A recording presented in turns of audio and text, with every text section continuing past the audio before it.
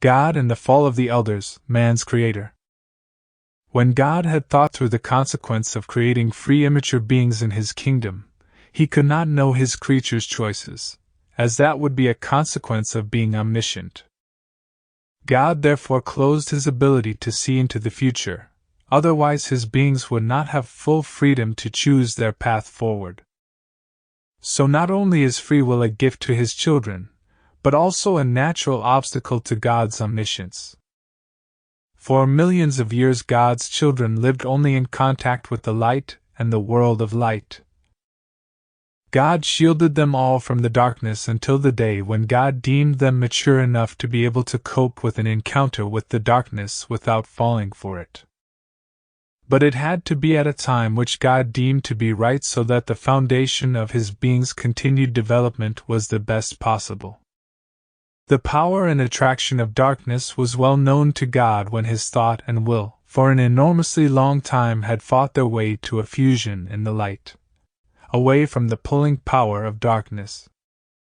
It turned out that one group of God's children, the elders, chose to follow the pulling power of darkness, even though they were warned by God. This tells something about their powerful intelligence. They were no longer like immature children, but developed through millions of years in the world of light. This is how these powerful intelligences removed themselves further and further away from God and the world of light. This happened over an enormously long time and was so gradual that the elders themselves did not notice it. They believed in what they did, and we know that they first tried to create living beings from the light, but only God can do this. As time passed, they heard less and less of God's warnings, as the dark power enslaved them more and more and the darkness enveloped them more and more. After fruitless attempts to create from light, they decided to create from a lower vibrational frequency, darkness, the physical and astral darkness.